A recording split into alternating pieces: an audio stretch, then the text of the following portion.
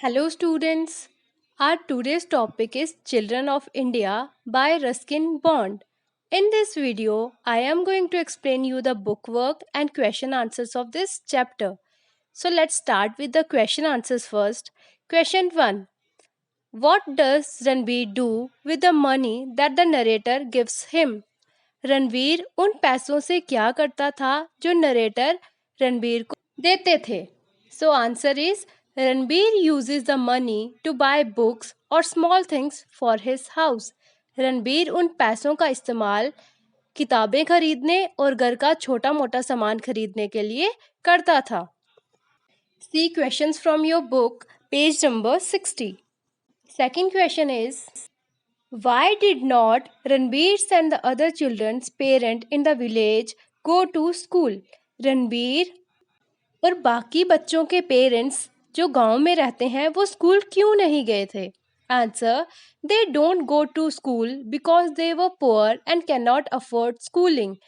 वो इसलिए स्कूल नहीं गए थे क्योंकि वो बहुत गरीब थे और वो स्कूल जाना उनके लिए पॉसिबल नहीं था. क्योंकि गरीब हैं तो उनके पास पैसे नहीं होंगे और पैसे नहीं है तो वो स्कूल की फीस, खर्चे, बुक्स जो हैं वो नहीं उठा पाते. They spend their lives working in the fields और delivering milk in the hill station. उन्होंने अपना जीवन व्यतीत खेतों में काम करके और दूध बेचकर किया है. Question third, what was the scenario of girls education till a few years ago? scenario होता है सीन यानी दृश्य. कुछ सालों पहले गर्ल्स की एजुकेशन का क्या सीन था, क्या दृश्य था? Answer, up to a few years ago very few girls in the hills or in the villages of India went to school. कुछ सालों पहले बहुत कम लड़कियां थी गांव और शहरों में जो स्कूल जा पाती थी. They helped in the home until they were old enough to be married, which was not very old. वो अपने घर में काम करती थी और तब तक अपने पेरेंट्स की मदद करती थी जब तक वह बड़ी ना हो जाए और उनकी शादी ना हो जाए. Question fourth, what does Brinda's father work as and how does the narrator know him? वृंदा के पापा क्या काम करते थे और नरेटर उन्हें कैसे जानते थे? Answer, Vrinda's father work as a forest guard. Vrinda के पापा फॉरेस्ट गार्ड के तौर पर काम करते थे जो जंगल की रखवाली करते हैं. The narrator meets her father during his walk through the देवदार वुड्स बिहाइंड लैंडोर. और नरेटर वृंदा के पापा से वॉक के दौरान मिले थे देवदार वुड यानी देवदार जंगल के पास. Behind Landour, it's BEHIND, behind, पीछे. Question fifth, why does Vrinda cut grass with her mother? Vrinda अपनी माँ के साथ घास क्यों काटती थी? Answer, Vrinda helps her mother because soon monsoon will end and the grass will dry up. Vrinda अपनी माँ का हाथ इसलिए बटा रही थी क्योंकि जल्द ही मॉनसून का सीजन खत्म होने वाला था और जो ग्रास है वो सूख जाता. So the grass needs to be cut and stored for the cows for use in the winters. तो इसीलिए घास को कट करके रखना होता था कि वो काउस खा सके विंटर में. Question sixth, why do the children need to quicken their pace while returning home? जब बच्चे घर वापस लौटते थे स्कूल में तो वो इतनी हड़बड़ाहट जल्दी में क्यों होते थे? Answer, as winter, it's WINTER, winter. As winter approaches and the days grow shorter, जैसे ही सर्दियाँ आती दिन छोटे हो जाते. Those children who live far away must quicken their pace in order to get home before dark. तो वो बच्चे जो बहुत दूर दूर रहते थे उनको जल्दी जल्दी जाना पड़ता था अंधेरा होने से पहले.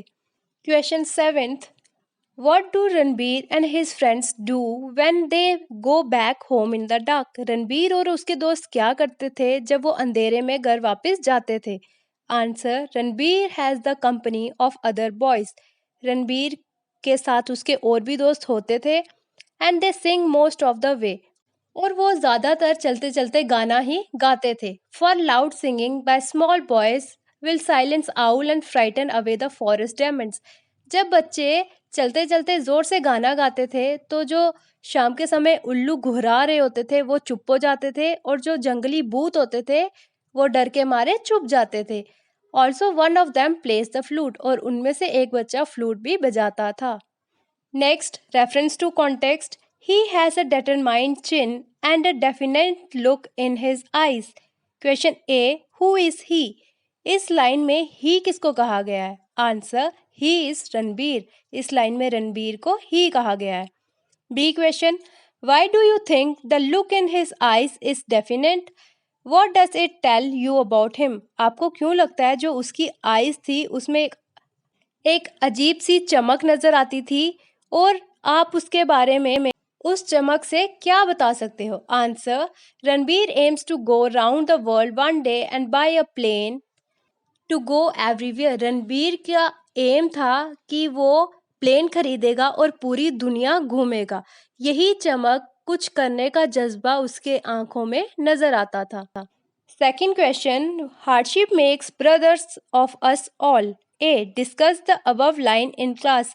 ऊपर की लाइन को क्लास में डिस्कस करिए। Do you think it is a true? क्या आपको लगता है ये सच है? Support your answer with example.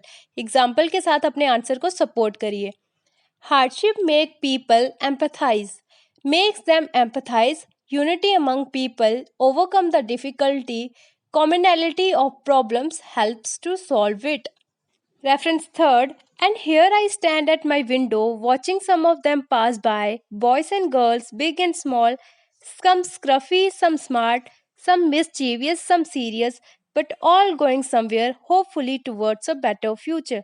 A, do you think there is a hopeful tone in the last line of the passage above? क्या आपको लगता है यहाँ उम्मीद की कोई आवाज है लास्ट लाइन में, पैसेज में? वाई, क्यों? डिस्कस इन क्लास, अपनी क्लास में डिस्कस करिए। Yes, there is a hopeful tone in the last line. Yes, इस पैसेज में लास्ट लाइन में होपफुल टोन है। और जो डिस्कस बोला है वो आप खुद करोगे अपनी क्लास में अपने फ्रेंड से डिस्कस की उम्मीद की किरण क्यों बोला है लास्ट लाइन में पैसेज की। नाउ ट्रू और false. First one is the author does serves on school child. जो ऑथर है वो स्कूल चाइल्ड पर सर्वे कर रहा था, तो नहीं, वो अपने घर से ही स्कूल से आने जाने वाले बच्चों को बस देखता था। इट्स फॉल्स, वो सर्वे नहीं कर रहा था। Second, Ranbir is 10 and cheerful. Ranbir 10 साल का था और बहुत खुश मिजाज लड़का था। It's true. Third, Ranbir sees ships in the ocean every day. Ranbir हर दिन ओशन में शिप्स देखता था। फॉल्स।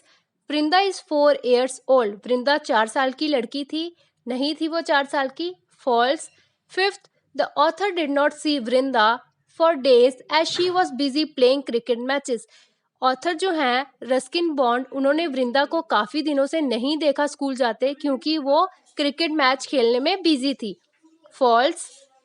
वो घर के काम करने, खेती बाड़ी, घास काटने में बिजी थी, क्योंकि मॉनसून खत्म होने वाला था और घास को काट के स्टोर करके रखना था। Sixth, the growth of a middle class has led to an increasing demand for quality education. जो ग्रोथ बढ़ती हुई मिडिल क्लास फैमिलीज हैं और उनकी बहुत सी डिमांड है कि उनके बच्चों को भी अच्छी एजुकेशन मिले। So it's true. Vocabulary. Look at these words, identify which words are spelled wrong and correct their spellings. नीचे आपको वर्ड्स दिए गए हैं, इनको पढ़िए और देखिए किनकी आवाज़ जो है, प्रोनाउंसिएशन जो है वो करेक्टली नहीं आ रही है और जिनके स्पेलिंग्स गलत है, तो आपको उनको करेक्ट करके लिखना है। ओके, हैंकर चीफ है तो इट्स हैंड फिर कर चीफ। बाकी वाले भी आपको ऐसे ही करने हैं, ये स्पेलिंग मिस्टेक्स हैं, आपको करेक्ट करना है। Grammar, as you know, sentence के 4 टाइप्स होते हैं। असर्टिव, जिसे डिक्लेरेटिव भी कहा जाता है, interrogative, imperative and exclamatory. Read this sentences and identify there types. आपको नीचे 4 सेंटेंसेस दिए गए हैं, इनको रीड करिए और इनकी टाइप जो है बताइए। असर्टिव और डिक्लेरेटिव वो सेंटेंस होता है जो कुछ स्टेट करता है, लाइक सिंपल सेंटेंस। इंटेरोगेटिव वो सेंटेंस होता है जहाँ क्वेश्चन मार्क हो, जहाँ क्वेश्चन पूछा गया हो। इम्पेरेटिव वो सेंटेंस होता है जहाँ रिक्वेस्ट, ऑर्डर हो। और एक्सक्लेमेटरी वो साइन होता है जहाँ एक्सक्लेमेशन मार्क हो। So first is Ranbir is a cheerful soul. State किया है, कुछ स्टेटमेंट है, सिंपल सेंटेंस है, इट्स डिक्लेरेटिव और assertive sentence. Second, how far can a plane go. एक प्लेन जो है वो कितनी दूर तक जा सकता है, तो क्वेश्चन पूछने हैं, क्वेश्चन मार्क है, interrogative sentence. Come here, order दे रहा है कि इधर आओ, imperative sentence. Unlike his sister he put pleasure before work, exclamation mark है, तो एक्सक्लेमेटरी सेंटेंस। नीचे जो आपको C2 दिख रहा है वहां पे भी आपको सेंटेंसेस दिए गए हैं। जो सेंटेंस होगा आपको इन शॉर्ट डिक्लेरेटिव है, डिक्लेरेटिव का डी लिखना है, इंटेरोगेटिव है आई लिखना है, इंपेरेटिव का IMP लिखना है और एक्सक्लामेटरी का ई लिखना है। जैसे फर्स्ट है, ये स्टेटमेंट है तो ये डिक्लेरेटिव यानी असर्टिव सेंटेंस है, इसका डी लिखा। सेकंड में आप देख रहे हो क्वेश्चन मार्क दिख रहा है तो ये इंटेरोगेटिव है, इसका आई लिखा। थर्ड भी स्टेटमेंट है, सिंपल सेंटेंस दिया है, डी यानी डिक्लेरेटिव। लास्ट जो है वो ऑर्डर दिया है कि हेड ऑफिस को कांटेक्ट करो अभी के अभी, तो वो इम्पेरेटिव है, IMP लिखा है। नेक्स्ट में भी एक्सक्लेमेटरी मार्क है तो ई लिखा है। नेक्स्ट जो है उसमें भी एक्सक्लेमेटरी मार्क है, ई लिखा है। नेक्स्ट में रिक्वेस्ट की है कि स्विच ऑफ कर दो फैन का, इम्पेरेटिव सेंटेंस है। And the last one is 4 types of sentences, statement दी है तो ये सिंपल सेंटेंस है, डिक्लेरेटिव, इट्स डी। प्रोनाउंसिएशन, यहाँ आपको कुछ वर्ड्स दिए गए हैं जैसे श्रब, श्रिंक, श्रिम्प, मशरूम, श्यूसबेरी।